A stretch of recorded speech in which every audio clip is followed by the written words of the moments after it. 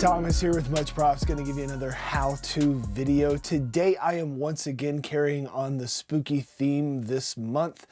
Please excuse the voice. I've been screaming at a pep rally today and lost my voice at school, so it's a bit hoarse, but I am going to build something that I can remember as a kid being terrified of.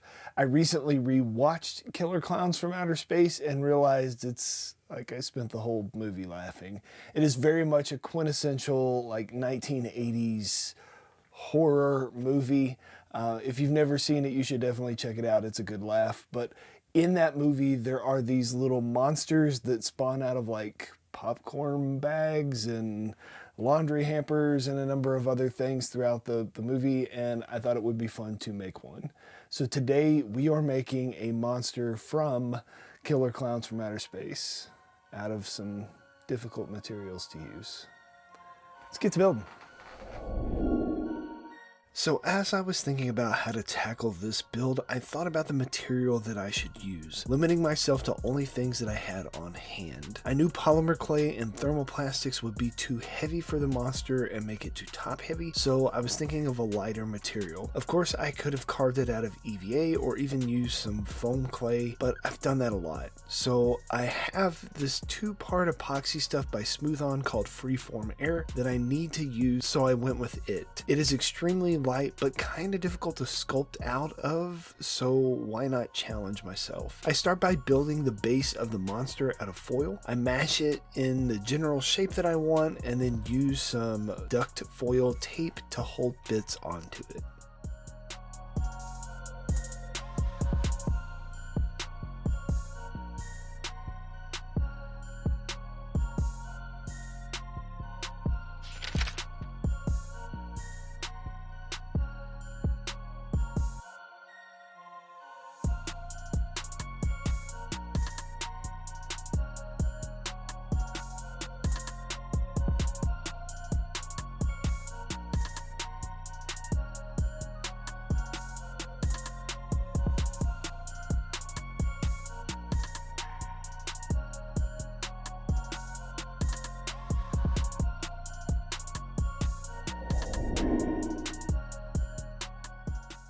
This freeform air stuff is an equal parts A and B epoxy that, like the name would suggest, is very light. I learned about it while talking with my friend Jose, aka PR Props, several years ago, and this is the actual same original purchase that I had years ago. I've used it for small bits here and there and never really fully sculpted a character out of it. It's very soft when it first lays down, and this kind of makes it hard to work with immediately, so you have to let it sit for an hour or so before it's more movable without pulling bits off of your structure. I mix the parts together until it's a solid color with gloves on and then roughly push it over the foil just to get it coverage. I try to keep it in relatively even layers across all the areas so that I don't accidentally have foil sticking out when I go to sculpt.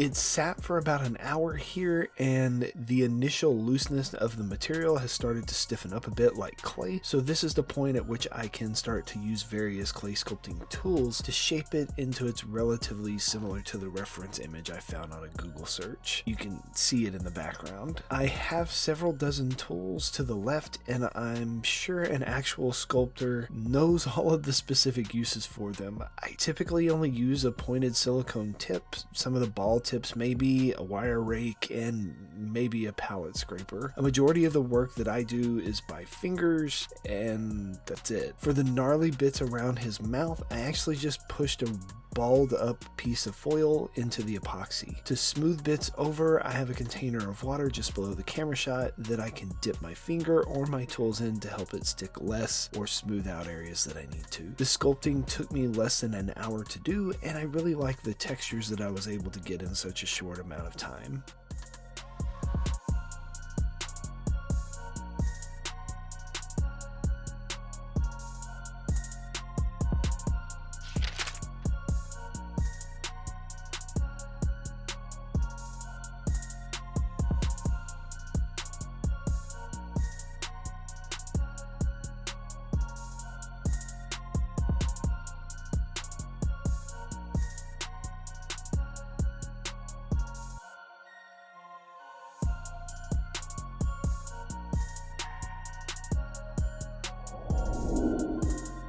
Now technically I could do the same process to get the teeth, but the epoxy takes around 6 hours to cure, and it's recommended to sit for 24 hours till it's fully set up. I don't have that patience, so I figure I could do the teeth in thermoplastic, which is super fast with the aid of some ice water. I'm using polyplastics here, which is actually the material that got me started here on YouTube. For those of you that don't know, I started YouTube making videos for the Polyplastics channel. If you want to compare the quality of my videos and editing have changed, you should go check out some of the earlier works of Muchprobs. It's a bit cringy. Anyways, I heated up some water in the microwave to about 150 degrees or so, and then threw the pellets in with a few yellow pellets to tint it. As I pull the plastic out, I quickly shape it and then throw it into the ice water to rapidly cool it, locking it into its solid plastic form.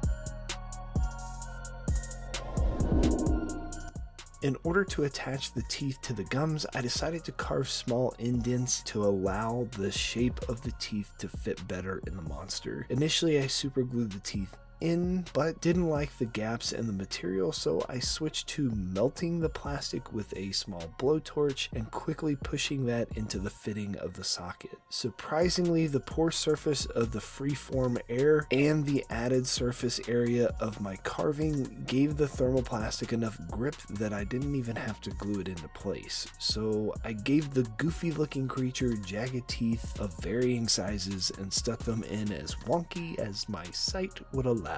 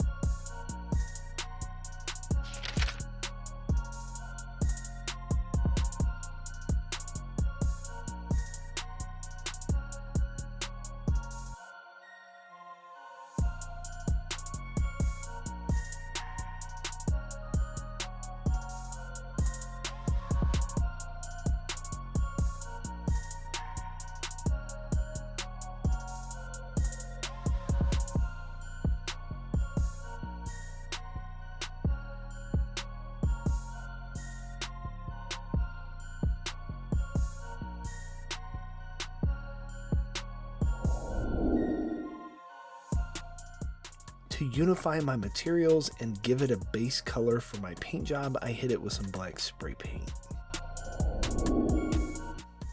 Now I know you saw the image and are thinking to yourself, Thomas, why didn't you just paint it white and work from light to dark? Valid hypothetical question, which I will respond with a sarcastic, I don't know, mind your business. Both ways can get you to the same result, it's just a matter of the painting style that you want to do. If I went light to dark, I would need washes over everything after I sealed it with a clear coat. Going from dark to light, I can use dry brushing techniques, and since the paint layers are so light, it dries quicker and it limits the amount of washes I need at the end. This is a quick and dirty job, so that's the route I'm going to take. I wasn't able to start this build until Tuesday, and with the epoxy dry time factored in, I just had to go with option 2. The only really downside with the yellow teeth that I painted over black, then to only paint it back yellow was a bit time consuming. I should have masked those things off before I spray painted.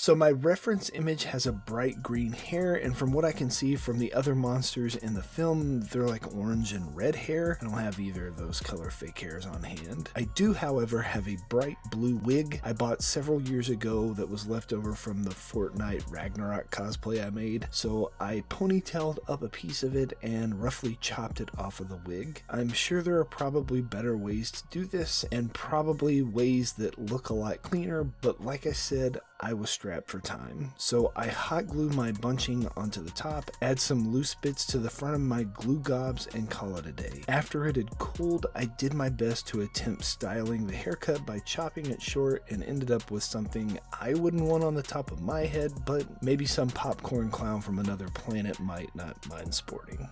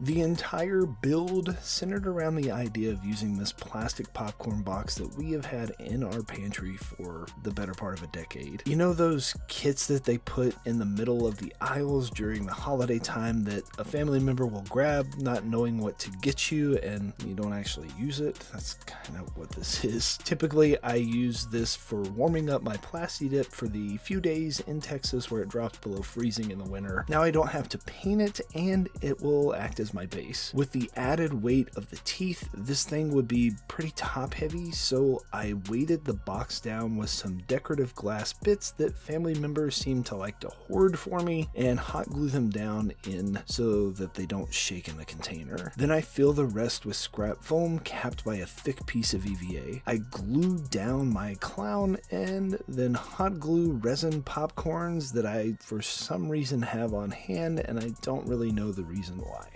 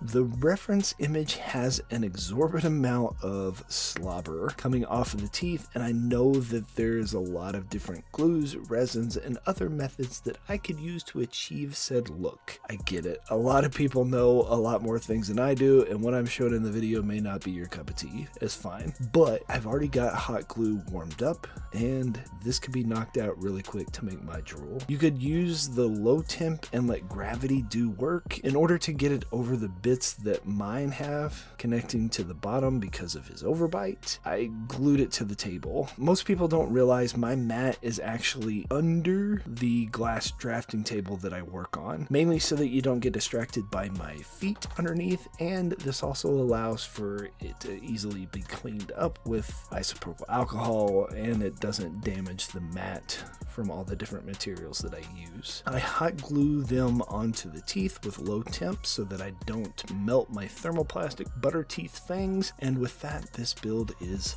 done. I hope you enjoyed it.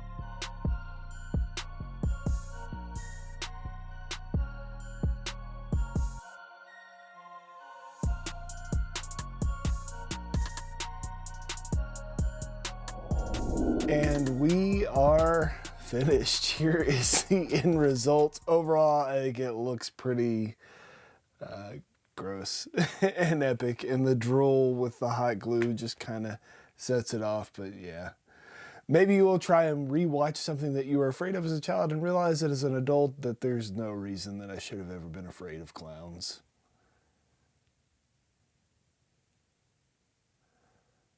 Okay, I take it back. Maybe you'll get some. Yay! And inevitably, they're gonna ask you, how'd you make that? You can give them one of these. Tell them, much props. Let's see how many people we can scare with this thing just laying out on a table. Peace out.